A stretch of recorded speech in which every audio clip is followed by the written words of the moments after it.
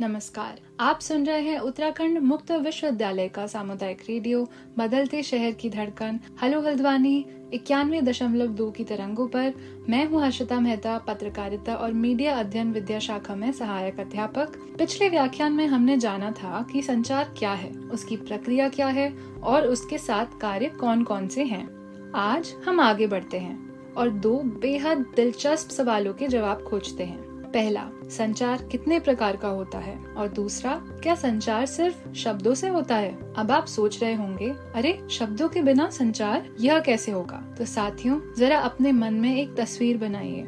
एक बच्चा है, उसे भूख लगी है, वो कुछ नहीं बोलता, बस अपनी माँ की ओर देखता है और रोने का भाव बनाता है। माँ तुरंत समझ जाती है। क्या यह संचार नहीं था? बिल्कुल था, और यही हम आज समझेंगे। तो चलिए शुरू करते हैं। तीसरी यूनिट, संचार के प्रकार। संचार एक जटिल प्रक्रिया है। इसे समझने के लिए विद्वानों ने इसे कई आधारों पर विभाजित किया है। मौखिक या गैर मौखिक, तकनीकी या गैर तकनीकी, सहभागी या गैर सहभागी। आइए एक एक प्रकार को उदाहरण के साथ समझते हैं। पहला प्रकार, अंतः वैयक्तिक संचार यानी इंट्रापर्सनल कम्युनिकेशन। यह संचार का सबसे बुनियादी और सबसे अनोखा प्रकार है, क्योंकि इसमें संचार दो लोगों के बीच नहीं होता, बल्कि एक ही व्यक्ति अपने आप से संचार करता है। याद करिए, परीक्षा के एक रात पहले आप क्या करते हैं? मन ही मन सोचते हैं, अरे ये टॉपिक पढ़ा क्या, ये वाला क्वेश्चन आएगा तो क्या लिखूंगा। यही अंतः वैयक्तिक संचार है। सोचना,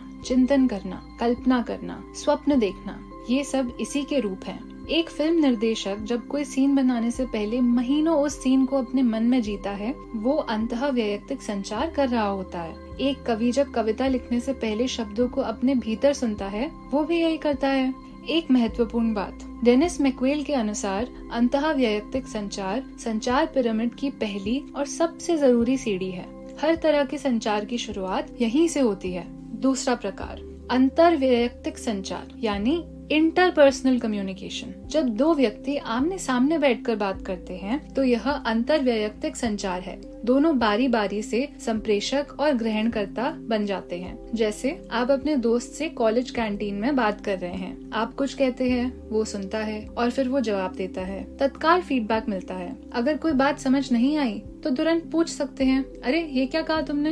यही इस प्रकार की सबसे बड़ी खूबी है। यह संचार का सबसे सार्वभौम और आदर्श स्वरूप माना जाता है। अंतर वैयक्तिक संचार को दो भागों में भी समझा जाता है। अनफोकस संचार यानी जब हम किसी को देखते हैं या उसकी बात सुनते हैं बिना उसे बताए, जैसे बस में बैठकर किसी की बातें अनजाने में सुन लेना। और दूसरा फोकस संचार, जब दोनों पक्ष पूरी तरह सचेत और उद्देश्यपूर्ण तरीके से बातें करें, जैसे किसी इंटरव्यू में बातचीत हो रही हो। तीसरा प्रकार है मध्य संचार यानी मीडिएटेड कम्युनिकेशन। जब दो व्यक्ति संचार के लिए किसी माध्यम का प्रयोग करते हैं लेकिन आमने सामने नहीं होते, तो वो मध्य संचार है। आप घर में हैं, दोस्त दूसरे शहर में है और आप व्हाट्सएप कॉल पर बात कर रहे हैं। मोबाइल माध्यम बन गया। टेलीफोन, ईमेल, वीडियो कॉल, ये सब मध्य संचार के उदाहरण हैं। यह आधुनिक दुनिया में सबसे ज्यादा होने वाला संचार है। चौथा प्रकार, समूह संचार या ग्रुप कम्युनिकेशन। जब दो से अधिक व्यक्ति आमने सामने बैठकर विचार विमर्श, संगोष्ठी आदि के माध्यम से अपनी भावनाओं, विचारों और संदेशों का आदान प्रदान करते हैं, वह समूह संचार है। उदाहरण, किसी मानवाधिकार संगठन के पदाधिकारियों की बैठक में मानवाधिकार उल्लंघन के मुद्दों पर चर्चा, या आपकी कक्षा में ग्रुप डिस्कशन हो रहा हो। समूह संचार में सहमति और आम राय बनाने की गुंजाइश होती है। एक ध्यान देने योग्य बात यह है कि समूह संचार अंतर वैयक्तिक संचार का ही विस्तार है, लेकिन इसमें तत्काल फीडबैक की गुंजाइश थोड़ी कम होती है, खासकर जब समूह का आकार बड़ा हो। पांचवा प्रकार, जन संचार या मास कम्युनिकेशन। यह संचार का सबसे व्यापक और शक्तिशाली रूप है। इसमें एक व्यक्ति या संस्था तकनीकी माध्यमों, अखबार, टेलीविजन, रेडियो के जरिए विशाल जन समुदाय तक एक साथ संदेश भेजती है। जरा सोचिए, प्रधानमंत्री का राष्ट्र के नाम संबोधन एक साथ करोड़ों लोग सुन रहे हैं, लेकिन क्या प्रधानमंत्री जानते हैं कि कौन कौन सुन रहा है? नहीं। और क्या श्रोता तुरंत प्रतिक्रिया दे सकते हैं? नहीं। यही जनसंचार की विशेषता और सीमा दोनों है। जनसंचार में फीडबैक की गुंजाइश अपेक्षाकृत कम होती है और होती भी है तो विलंब से। इन सभी प्रकारों में एक गहरा अंतर संबंध भी है। कोई भी फिल्म या टीवी धारावाहिक सीधे जनसंचार के माध्यम से प्रकट नहीं होता, बल्कि उसके निर्माण से पहले निर्देशक और पटकथा लेखक महीनों अंतः वैयक्तिक संचार यानी इंट्रापर्सनल कम्युनिकेशन की जटिल प्रक्रिया से गुजरते हैं। फिर अंतर वैयक्तिक संचार इंटरपर्सनल कम्युनिकेशन से एक दूसरे से बात करते हैं। फिर समूह संचार या ग्रुप कम्युनिकेशन में डिस्कशन होता है और तब जाकर जन संचार यानी मास कम्युनिकेशन होता है। कहा जाता है कि अंतः वैयक्तिक संचार सभी प्रकार के संचार का मूल है। बिना अंदर की सोच के बाहर की बात कैसे होगी। साथियों, अब आते हैं एक बेहद रोचक विषय पर। आपने शायद कभी सोचा हो कि जब कोई बात करता है तो उसकी बात का असर किस चीज पर सबसे ज्यादा निर्भर करता है। कुछ शोध बताते हैं कि हमारी अभिव्यक्ति का केवल 7% भाग ही शब्दों से आता है।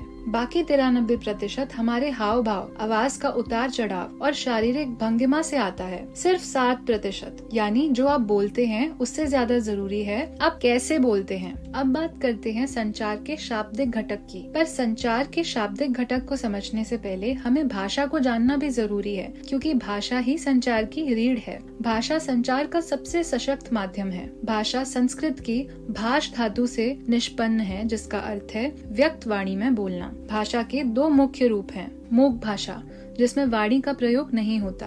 अंग विक्षेप, जेस्चर यानी हाथ संचालन, गर्दन हिलाकर, नेत्रों के संकेतों से भी भाषा संचारित होती है। और दूसरा मुखर भाषा, वो सार्थक ध्वनियाँ जो अध्ययन द्वारा विश्लेषित हों और जिनसे हेर फेर से शब्द बन सकें। भाषाविदों ने व्यवहार के 3 पक्ष बताए हैं। सहिष्णु सबमिसिव बिहेवियर यानी दब्बूपन, आक्रामक या अग्रेसिव बिहेवियर जो दूसरों को चोट पहुंचा सकता है, निश्चयात्मक यानी असर्टिव बिहेवियर, आत्मविश्वास से दूसरों को चोट पहुंचाए बिना अपनी बात कहना। प्रभावशाली संचार के लिए आपका निश्चयात्मक होना बहुत जरूरी है। न दबकर, न आक्रमण करके, बल्कि संतुलन के साथ अपनी बात कहिए। मार्शल मैक्लुहान का प्रसिद्ध सूत्र है, माध्यम ही संदेश है, यानी मीडियम इज द मैसेज। हर जनसंचार माध्यम की अपनी भाषा होती है। अखबार की भाषा जो होती है मुद्रित शब्दों का खेल, जिसमें साक्षरता जरूरी होती है। रेडियो की भाषा जो होती है श्रव्य, ध्वनि प्रभाव और वाक, जिसमें पिच, टेम्पो और टोन का संतुलन होता है। दूरदर्शन की भाषा दृश्य श्रव्य दोनों का मेल, शब्द और दृश्य साथ साथ चलते हैं। इंटरनेट की भाषा सबसे नई, सबसे तेज और सबसे बहुआयामी।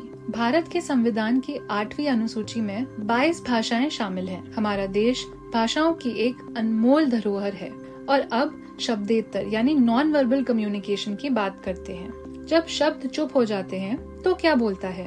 आचार्य भारत मुनि ने नाट्य शास्त्र में इसकी विस्तृत चर्चा की है। उन्होंने वाचिक, आंगिक, सात्विक और आहार्य 4 प्रकार के अनुभवों की बात की है। चलिए समझते हैं शब्देतर यानी नॉन वर्बल कम्युनिकेशन किस प्रकार से होता है।